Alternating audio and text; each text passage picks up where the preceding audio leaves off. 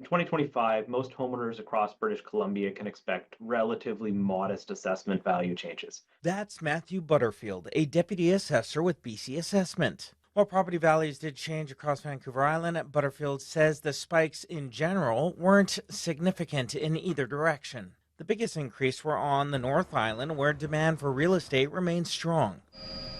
Taxes saw the largest jump in prices, with valuations going up 23%. Campbell River stayed the same, while Port Hardy, Port Alice, and Port McNeil all saw decreases. And while assessments can come as shock for some homeowners, it doesn't necessarily mean you'll pay higher property taxes. What's important to look at is how your assessment changed in relation to the market that you're looking at. If the entire market went up, it's likely to have a minimal impact on your taxes. Elsewhere on the island, the changes from last year were minimal.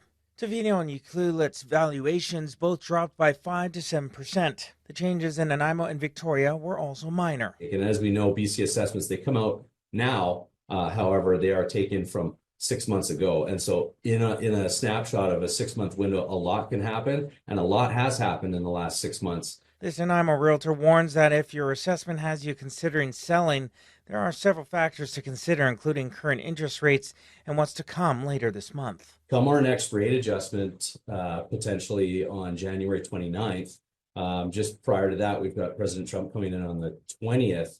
If he comes in and throws those tariffs in, like he's mentioned, we can definitely see a huge decrease in our rates. Until then, experts warn to take a good look at your assessment and check for errors, which can happen. Well, I mean, it was a little bit of shock. Dave Payne, a Kamloops-based realtor, is still getting over the whopping valuation of his home, a $101,000 increase from last year.